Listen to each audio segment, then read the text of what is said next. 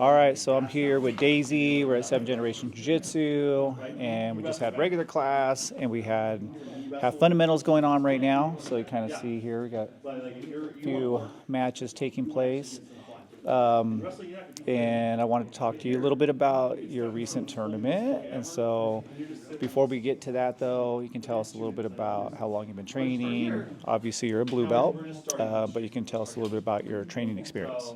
Alrighty, so I've been here for almost about 2 years. It's been an indeed and a humbling journey for me. And I would also say mentally that it's a very positive, or it's taken a very positive take to my life.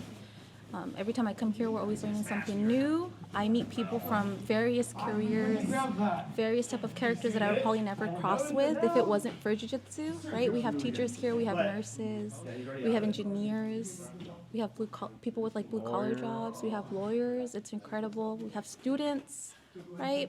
So yeah, it's been very, very, I would say stimulating for me intellectually because I love to be able to see something, then be able to do it, and then not only continue to learn from it, but then it get done to me as well, right? So it's a very interesting hobby for me, and yeah, I don't see myself stopping anytime soon. Yeah, so obviously one of the toughest people that we have in here, and you roll with the guys. So tell us a little bit about that, what it's like to train jiu-jitsu as a woman, and what at one time was, a male-dominated sport, still is to a certain degree, but there's a lot of women who are training now. But what is it like training with a bunch of dudes at a gym where you're really getting up close and personal and sweating on each other? Yeah, so I think for me, it's a bit different than most of our ladies. Some of our ladies feel very uncomfortable being in such a close proximity from men, for various reasons. Everyone has their own reasons. For me, it wasn't too difficult being able to roll with men so much of the idea because I grew up with male cousins and brothers, so that was okay. For me was the personal space. I'm someone who's used to having distance, right? Please stay 6 feet away and more if possible. So being able to learn, okay, it's okay for someone to be like up in my face and breathing, right? And I have a very interesting feeling about sweat. So that was also an interesting, a barrier to cross for me. So at least when we do gi, there's still a barrier and I'm okay now. It did take me a bit of a while to be comfortable in that space, but I will say that a plus is that a lot of our students are very respectful. If I ever feel uncomfortable for whatever reason, I feel safe enough to be like, hey, I don't want to roll with so-and-so, or I don't want to roll today, or let's take it back a notch. I'm not ready for this level yet. Things like that. That's something that I was very fortunate to experience. And Yeah, so here we don't try to force anybody to do anything that doesn't feel right to them. We try to ease people into the sparring part of jiu-jitsu because that's the hardest part. It's one thing to do technique. It's one thing to practice a move. It's another thing to have somebody like sweating on you and putting a lot of pressure on you. You've been training now for a couple of years, and you've been getting better and better. You've been doing tournaments, so you just had a tournament in San Jose. Why don't you tell us a little bit about that, what that experience was like? I found out that maybe I'm not made for tournaments. No. To each Yes, their own. yes. To each their own, I'm very She's proud ready. of people that go out to do that, right? This time, this is my third one, I believe now. I will say that this one was even more of a challenge to prepare for. This was a IBJJF tournament, so this one was, I would say, at a top tier compared to, a smaller, like, at-home type of tournament. I had to cut weight. I had to cut more than 20 pounds. So that was a very difficult journey for myself. But I will say that this is the lightest I've been, and I feel great, healthy-wise. Although there was some setbacks because of losing weight, I lost strength. I don't have that weight anymore, so now I was used to being able to put pressure on people, and now people can kind of shove me off of them, right? So it's almost like having to roll all over again and learn new things, right? It's almost like I have a new body now, so that was a challenge in itself. But I'm just happy that I was able to go with two of our other ladies to this tournament. I think if it would have been alone, it would have been a bit more difficult and a lot more pressure on myself. But because there was two other ladies, we were going through the same things, the same emotions, the same type of prepare that we had to work for, right? We all had to cut weight. We all had to do more training for our cardio. And be able to be as well mentally there for the game, right? Because a lot of people, at least for me, I get nervous for things like that versus other people I see they have their headphones on, they're warming up, they're hyping themselves up with their coaches and their teammates. Yeah, I will say because of that, I now can see a bit of gaps in my jiu-jitsu technique that I do want to work towards. Because for the most part, I roll with our guys here, and this time I roll with girls my size and from all different types of gyms. So I saw a lot of things I must improve on, but Different also styles, right? You different different styles styles, of jiu-jitsu, and it's one thing to roll with the guys, and the guys probably have a different type of feel than rolling with women who are more flexible, Yeah. and it's just it's different. And that's what's really great about tournaments is that you get to roll with people you've never rolled with, people who have a style of jiu-jitsu that's completely different than your style, and that's always a challenge. Yes. And that's how I think a lot of people get better faster when they train for tournaments because you're learning a little bit more about technique than say somebody who just trains with the same people every day. Yeah, and I forget that women are very flexible. And I actually did a wrist lock on my last match, and I saw her hand go backwards, and she did not tap. She looked so comfortable. She just saw me do it to her. And I go, wow, she's not going to tap. And I let it go. And I was like, again, got reminded that I was indeed rolling with women. Yeah. Yeah. So, what do you like most about training? What is it that keeps you coming through the door? And, you do this month after month, year after year. I mean, it can wear on people because it's physically exhausting at times. But what motivates you to keep training? I think the reason that I keep coming through the door, not only because of the people I'm surrounded by now, because I feel like I've made connections with a lot of our students now, right? And I consider them part of, my life now. And it would be very upsetting if I, for whatever reason, were to leave or if someone were to leave, right? We've all made relationships with each other. I would say for me, it's the fact that I'm like mentally still learning things here, right? And it gives me a break from work. It gives me a break from that outside life, right? Once we come here, we always have that thing of like, we're not going to talk about work here. We're not going to talk about politics. We're not going to talk about our family difficulties or whatever stress we have out there. Once we come here, it's jiu-jitsu, right?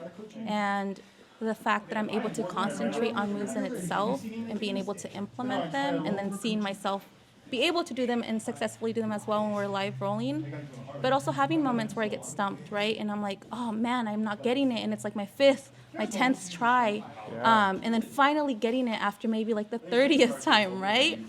And having that moment of like, yes, I did it. And again, it's just continuous. And I personally like that. I like the challenge. So it's a very, very, I would say, mentally stimulating hobby compared to others, right? Like dance or maybe like bowling or drawing. Those are very nice hobbies as well, but this is from all types of senses, I guess, that we can experience, if that makes sense. Yeah, and there's always something you can improve upon too. It's not like you've ever got, I'm so good now, I don't have to work on this. Like once you start getting good in one area, then maybe another area pops up on your radar. You're like, oh wow, I need to start working on that too. So jiu-jitsu is one of those things, like you said, it's very mentally stimulating, and it never gets old in that way. And the de-stressor part of it, that's also fun. And obviously, yeah, you do make a lot of friends and connections with people. And I think that's why I like to train, because it's fun just to come in and see people that you share a hobby with, but they're from different backgrounds. And we get to share a healthy space, doing something that obviously is good for us physically, emotionally, and mentally. So with jiu-jitsu, what are you looking to do? Are you looking just to continue to train? I know you said that you're not interested in maybe being a full-time competitor, but she's really good at Daisy is really good at competition. So you took second, right, in the open division. So you had first place in your division, second in the open. Your other tournaments you took first, so obviously she's good. Obviously she's really good at tournaments. You're just good at jiu-jitsu. So do you think you'll train to compete again? You know, I thought I was going to hang that off now and say, you know what, I'm done with competing, I'm just going to train. But even though this past tournament, I'm not as happy or I guess satisfied with my performance, that has fueled me enough to now want to do another one just because I'm like, there is a lot of gaps and a lot of things that I feel like I could have done differently no matter what I place. It was the technique. Once I replayed the videos and I saw a lot of the things that I was like, wow, you know, I don't do that regularly. Why did I choose to do that, right? But it's also a different level there. You know, there's people from all types of gyms, all types of level there, even if we are the same belt. So maybe I'm not made for competing, but I do want to try one more time to see just if I can improve my own game. Well, I'm going to disagree on the made for competition. I think that you're more than made for competition. But yeah, I mean, competing is one of those things that obviously I encourage people to do here, but you don't have to do it. There's no requirement that, when you train jiu-jitsu, you have to compete. But like you said, it's hard not to get better when you're competing because you see the deficiencies in your game, and we all have them. Like, it doesn't matter how good you are, there's always an area that you need to work on. And then when you do a tournament, even if you win, even if you do well, you're going to see something that you need to improve on. So I hope you continue to train. We have a women's class here, so what would you say to women who maybe want to come and train jiu-jitsu, but maybe they're afraid because they think it's a male-dominated sport, it's like we're up close and personal, sweating on each other, I don't know if I want to do that. What would you tell them? Yeah, no, that's totally understandable. A lot of gyms do have an intimidating aura, I would say, very, very male dominated. I would say for the women's, we obviously have our women's class every Monday at 5 here, from 5 to 6. You know, sometimes we'll have people with their spouses come in. You know, they're not maybe comfortable to come in alone yet, and they can sit and watch on the side. If one of our ladies aren't comfortable with that, we are more than happy to, you know, remove the men because they have their class at 6, and it is a pure women class. We go at a very slow pace. We do not rush anyone into anything that they're not comfortable with.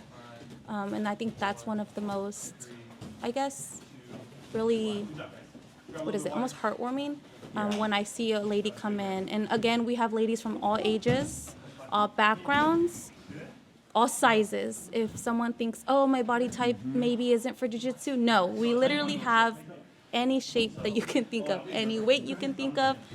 And so many people, when they come here too, without them even trying, they lose a lot of weight, you know?